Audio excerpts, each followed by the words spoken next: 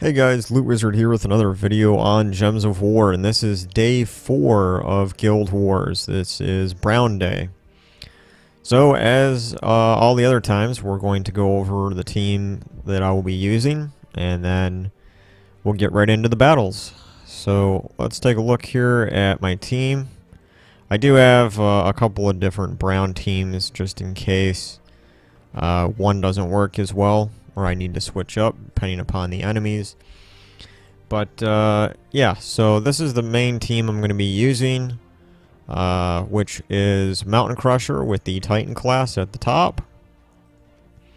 And Mountain Crusher is one of the best exploders in the game. It can start with half mana depending upon the class that you choose, and it does explode pretty much most of the board. Now its traits, I can't bring them up here in this menu option, but if you fully upgrade your weapon, it does create a dust storm when you cast it, which is great for getting a lot of brown mana on the board.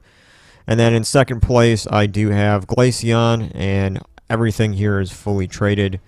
But Glaceon will create Doom Skulls, and it'll transform yellow gems to blue.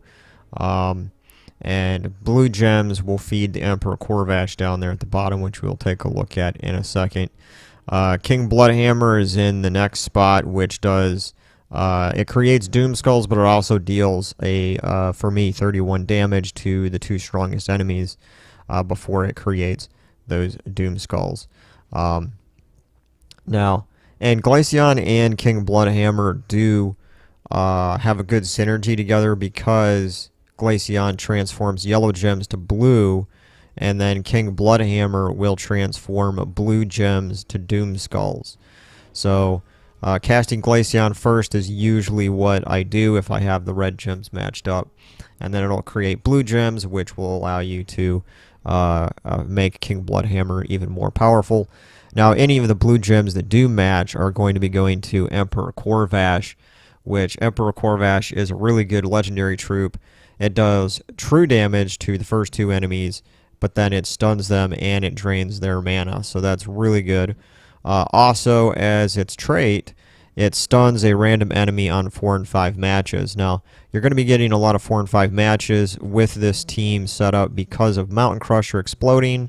Also, Glaceon will, if you look at the board right, when you convert the gems to skulls, you can get 4 matches. Same thing with King Bloodhammer. So that stun is really good for Gorgotha here has a damage reduction to skulls by 75%. Now that's one of his traits. So if I stun Gorgotha, it will lose that damage reduction to skulls, and it'll take the full damage from skulls. So that's why Emperor Corvash here is really great, because whether I cast it, it'll stun him, or on a 4 or 5 match, there's a 25% chance that Gorgotha will get stunned. So that's why that's really good. Okay, so that's my my team there. Real quick, let's go in and we can take a quick look at what weapons I think are pretty good for Brown Day, and then we'll get right into the battles.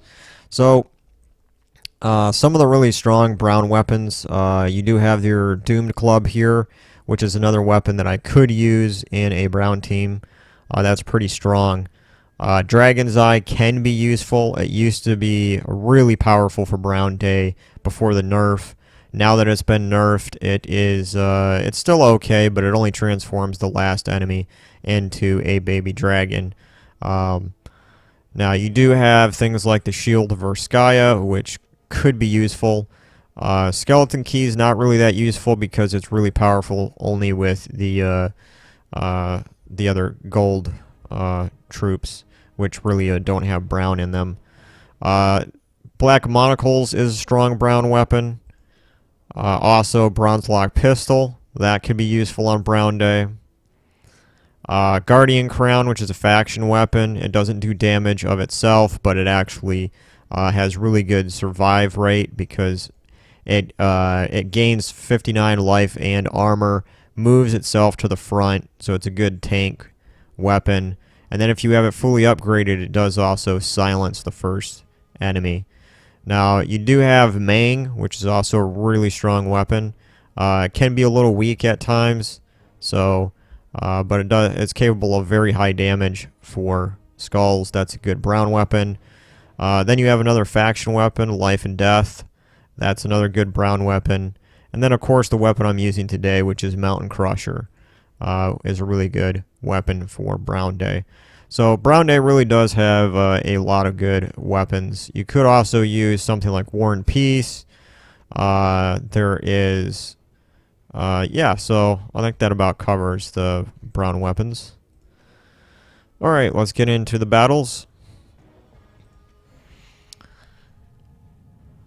I'm hoping today goes pretty well with these battles. We'll have to wait and see here. Yesterday I got 5 for 5, so that was that made me happy.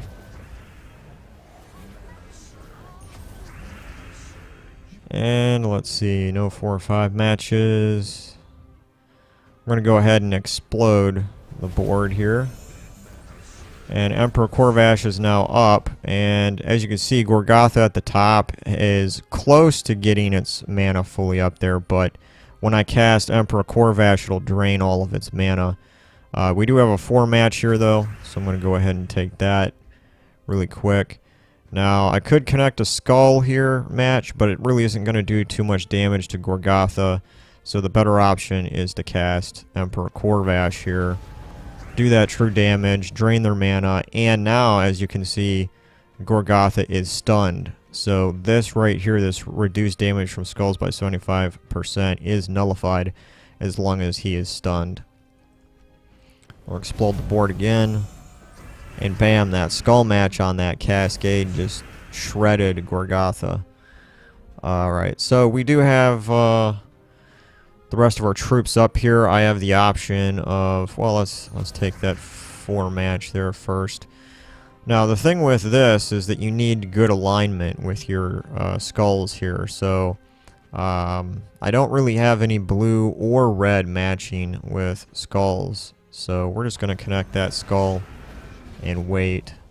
Now, up here at the top, a 4 match with blue skulls just appeared. So we can go ahead and cast King of Bloodhammer, and that's match. Beautiful.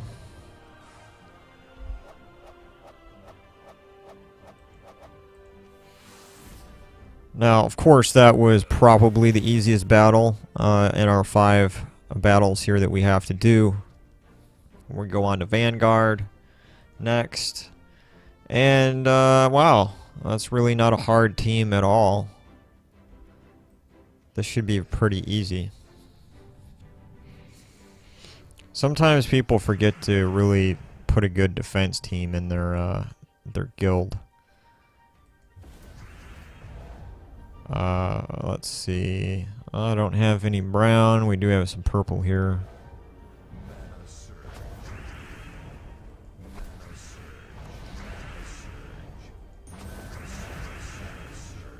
And as you can see here, just by connecting a few 4 and 5 matches, now there is 3 enemy troops that are stunned, and that's because of Emperor Corvash's trait.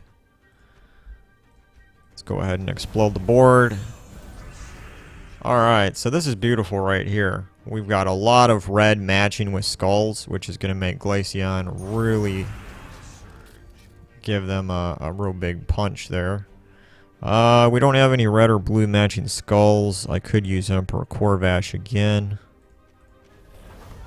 Get some of that true damage in there. We'll explode the board.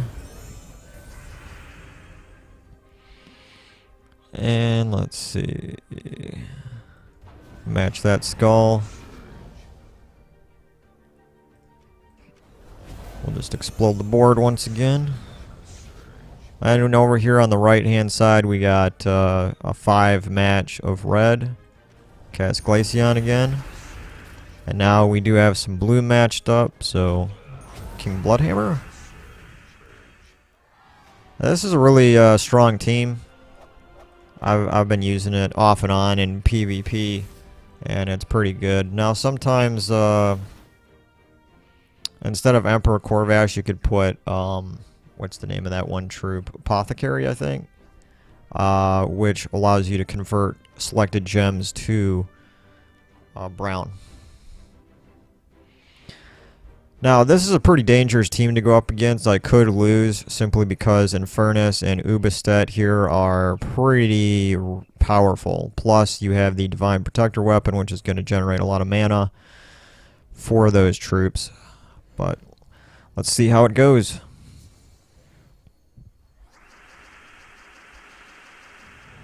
A lot of it depends upon luck, too, as far as like how the gems on the board are, and sometimes the opening gems really favor the enemy.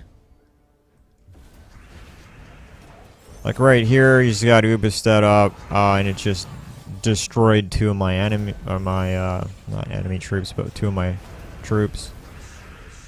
He's got so much mana generation. Now he's got Infernus doing his thing. Yeah, I'm gonna lose this one. Yeah. Ubistet's really powerful if you have it with some kind of mana generation, and I have to fight it again. So, yeah, that didn't go over so well. Let's try out a secondary brown team that I set up. This might be another day where I only have like 3 wins out of 5, unfortunately.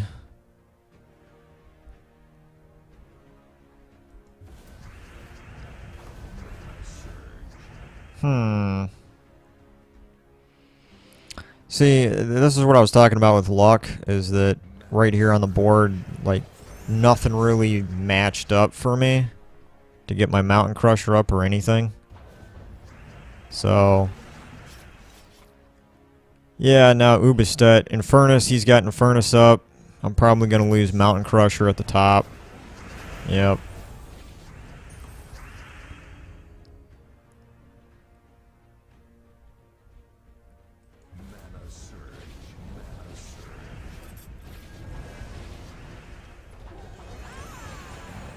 I really wish Tina would have destroyed Ubistet. That would have been the better thing, but Tina 9000 is kind of random.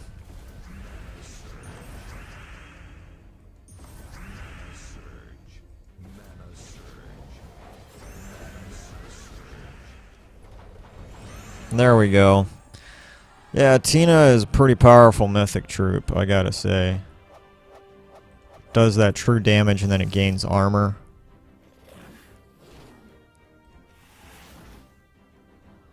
Alright, so we got one more team here, and I could go ahead and use this team instead of the Skull team. Yeah, let's go ahead and use this one again.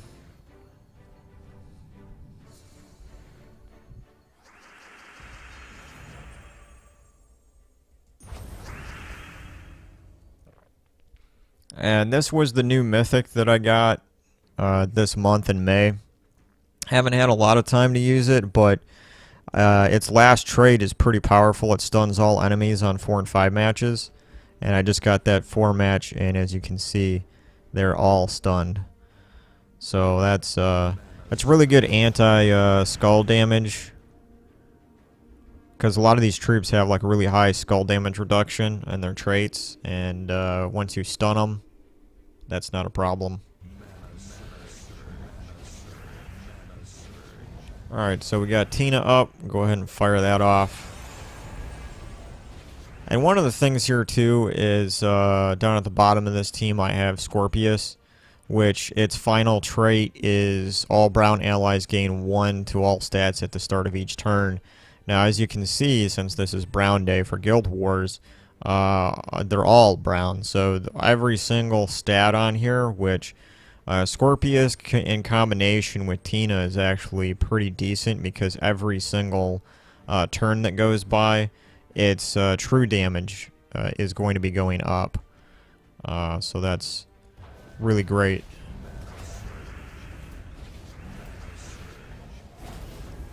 I'll go ahead and explode the board here, see if we can get Tina up again, and we do. And probably in this one cast of Tina, I'm gonna win here. Yep. Alright.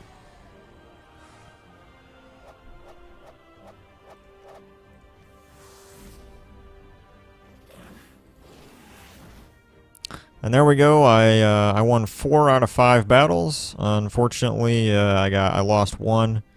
But yeah. All right, guys. Thanks for watching as always, and I'll see you in the next video. Later.